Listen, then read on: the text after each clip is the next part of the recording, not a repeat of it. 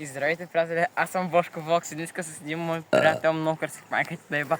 Приятел, ще разказваме старите гробища на Силистра. Ари, идвай. Снимам аз. Той не знам дали ще се качи при него по гробището, защото не знам.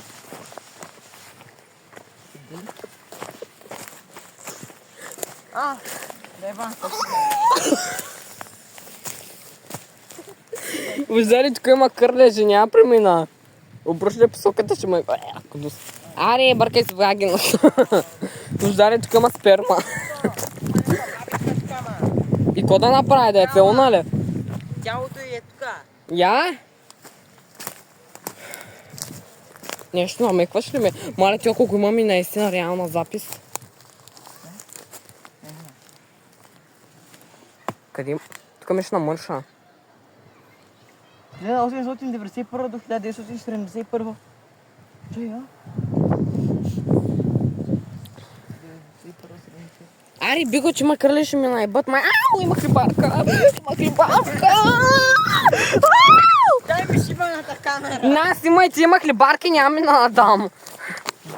Благодаря. Така. А ти нали знаеш, че може да има кърлежи? То сигурно има. Вече поне два има на нас. Да. Така че... Ето Дай тук. да вършам камерата. Представи би си майка. Може да знаеш, аз чакам до клиента си да ме посъде. Заминай! Не ми трябва, само проваряш видеото. Ще да ще го направиш сам през нощта. Ма си бъде хубаво, дойм през нощта си. Да. Когато няма кръжи. Де факто може би пред зимата. О, да. Да. Да. Мати. Тук няма много интересно. О! Тук що ми излезе, но дето е роуминга. Ждаре, излезе меню за роуминга и ми изчезна интернета. Басяката. Е така, тук са гръбищата. Чекай да видим как се казва таз. Има някаква бабичка тук. Как се казва, аз не мога да прочита. Не се чете. О! Чакай, не искам да стъпя гроб. Не искам.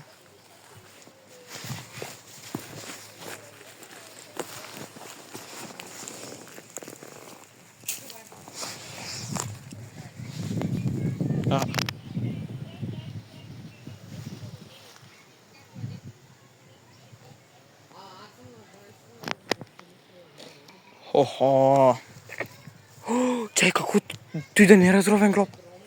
Чакай, я. Чакай, не, тото има и разровен гроб.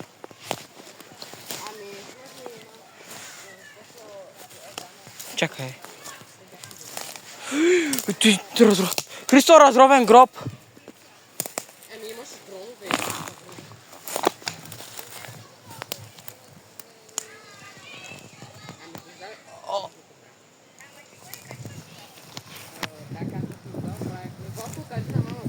Здрасти. Христо, това е разровен гроб.